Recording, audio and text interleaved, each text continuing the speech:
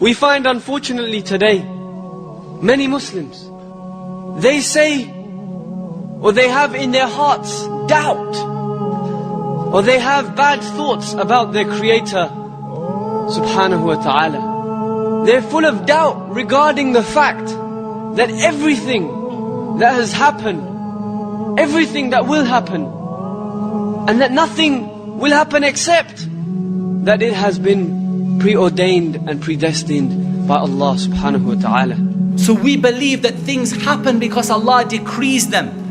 And that doesn't mean that Allah loves evil.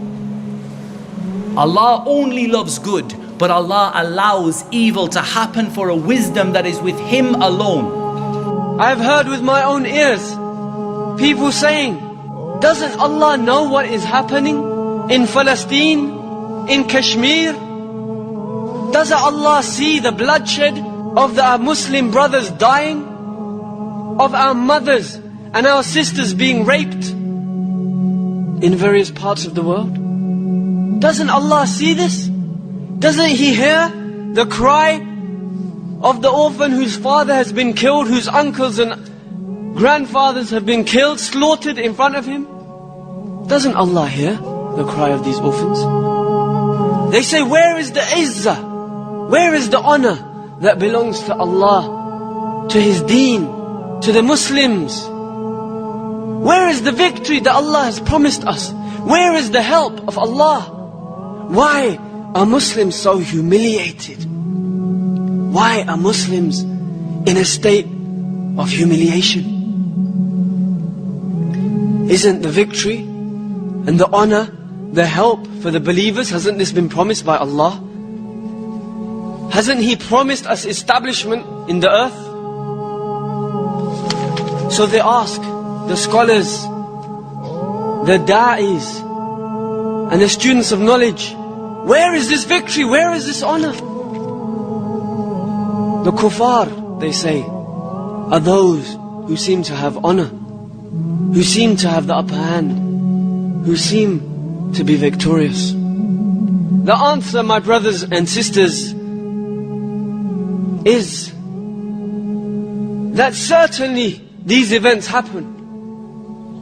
And certainly along with these events we must realize that nothing happens in this universe except by the qadar of Allah, by the knowledge of Allah, by the will of Allah, and by the wisdom of Allah subhanahu wa ta'ala. We are not more merciful to the oppressed than Allah.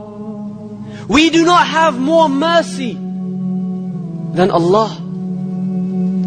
Allah does not turn a blind eye to the situation of the Muslims today. Allah is not deaf. He's hearing the cries of the Muslims around the world. And we cannot claim that we see better, or we hear better, or even that we are more merciful because we feel more pity than Allah subhanahu wa ta'ala, Ar-Rahman Ar-Rahim. To have Iman, faith in Qadar, predestination, the good and the bad thereof, is something which is a pillar from amongst the pillars of Iman.